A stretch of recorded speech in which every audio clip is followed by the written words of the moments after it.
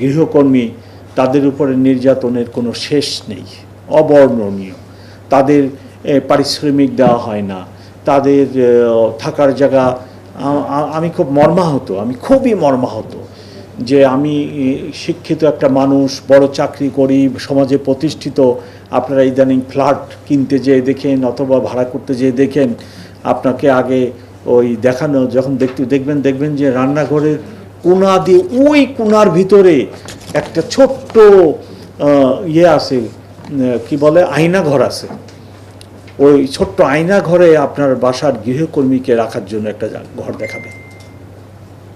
প্রত্যেক ফ্ল্যাটে দেখবেন এইখানে পুরা পা মেলায় শোয়াও যায় না, 4-5 ফিট 3 ফিট লম্বা চওড়া একটা রুম মতো।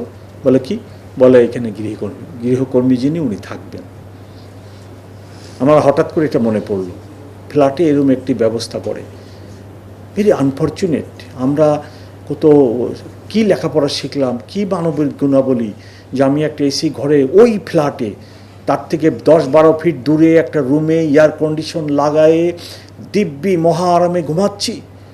আর ওই ফ্ল্যাটে 12 ফিট 15 ফিট দূরে একটি আয়না ঘর বানানো হয়েছে, ছোট্ট। দেখবেন রান্নাঘরে ঢুকছি দিয়ে যে ওটার মধ্যে আবার একটা টয়লেট ফ্যাসিলিটি যুগ আছে, ছোট্ট একটা আয়নাঘরই বলতে হবে এটাকে, তার চেয়েও ছোটো। এটা আমারও আয়নাঘর দেখার অভিজ্ঞতা আছে, তার চেয়েও ছোটো। সেখানে কি আমার গৃহকর্মী থাকবে?